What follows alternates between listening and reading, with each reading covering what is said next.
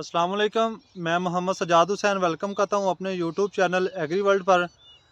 तो जैसा कि कद्दू का बहुत ज़्यादा बुहरान चल रहा है, किसी भी मंडी में कद्दू नज़र नहीं आ रहा। जिस भी मंडी में थोड़ा सा कद्दू नज़र आता है तो उसका रेट बहुत हाई है।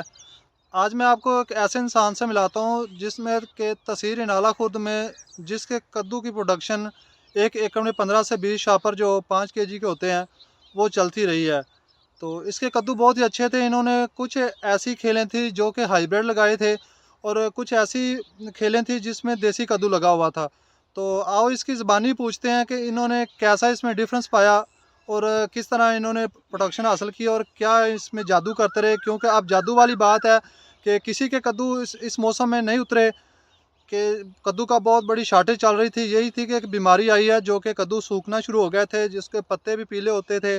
और ये बीमारी का शोर नेट पे बहुत आम है। फेसबुक व्हाट्सएप पे देखो तो ग्रुप में आप जाएं तो एक ही आवाज़ आती है कि हमारे कद्दू गए, हमारे कद्दू बीमार हो गए, ऐसा हो गया।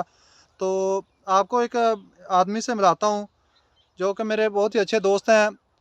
तो आज मैं उसके वेजिटेबल फार्म में मौजूद हूँ जिन्होंने कद्दू भी लगाया हुआ है, घिया तोरी भी लगाते हैं, भिंडी भी लगाते हैं, उसके बाद इन्होंने बैंगनी भी लगाई हुई है। तो फ़िलहाल आज हम कद्दू पे बात करते हैं कि इनका क्या जादू है कि इन्होंने कद्दू इस तरह प्रोडक्शन हासिल किया है। मिलाता हूँ आपको।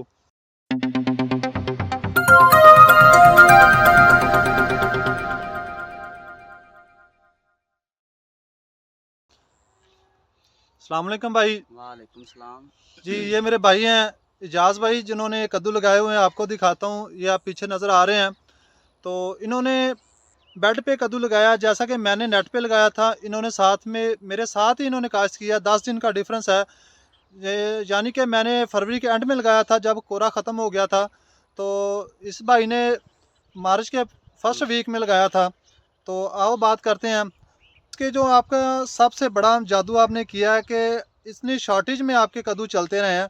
तो इसमें आप कौन सी स्प्रे ऐसा जादू दिखाते रहे स्प्रे के साथ कि आपके कद्दू की प्रोडक्शन चलती रही है।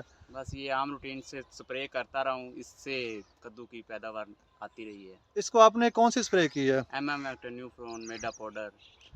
तो इनका कहना है कि इन्होंने ल्यूफरान भी किया और एमामेक्टिन भी किया और मिडा पाउडर करते रहे हैं।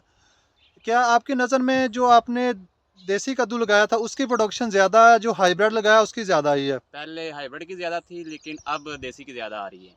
अब देसी की ज़्यादा आ रही हाँ, है। पहले हाइब्रिड से ज़्यादा। तो जो बीमारी के हवाले से आपके कद्दू भी बीमार हुए हैं, बीमार साथ साथ ये भी हुए हैं लेकिन कम हुए हैं, दूसरों की निस्बत ये कम हुए हैं बीमार। इसकी क्या वजह? आपकी पानी लगाने का कोई तरीका अलग था या आपने खुराक इसको बेहतर की है? क्या मसला है इसमें, आप हमें बताएं मेरे भाइयों को कि बस ये अल्लाह तवक्कल ही जो कुछ हुआ है, इसमें कोई जादू वाली बात नहीं आपके है। खेत में भी बीमारी का अटैक हुआ था हाँ जी, हुआ था लेकिन कम था।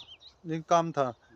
इनका कहने का मतलब है कि इसकी बीमारी का अटैक हुआ था लेकिन इसकी प्रोडक्शन जो फ़र्क ज़रूर पड़ा है। लेकिन इसकी प्रोडक्शन पहले जो आपकी प्रोडक्शन थी जब इसको बीमारी से पाक थे, कोई बीमारी नहीं थी, तो उस वक्त कितने आप शापर एक एकड़ के निकालते थे? ये तकरीबन 3 खेलें तोड़ते थे, 30 शापर उतारते थे।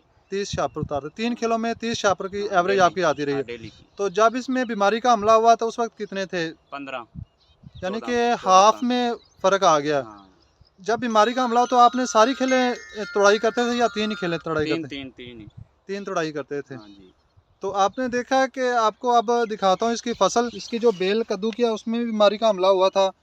ये देखें इसकी पीली है और इसमें वाइट फ्लाई का भी हमला था और सब्ज़ तेले का भी हमला था। वो बीमारी का भी अटैक आपको नज़र आ रहा है जो कि कद्दू छोटा सा बनता तो ख़त्म हो जाता था। यही चीख पुकार हमें सुनने को मिलती थी जहाँ भी हम फेसबुक पे देखें, यूट्यूब पे देखें तो यही चीख पुकार थी कि हमारे कद्दू बनते हैं लेकिन बड़े नहीं होते, छोटा सा कद्दू बन के ख़त्म हो जाता है।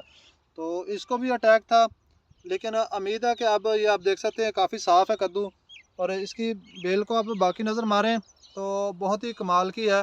लेकिन फिर भी बीमारी का हमला नज़र आ रहा है।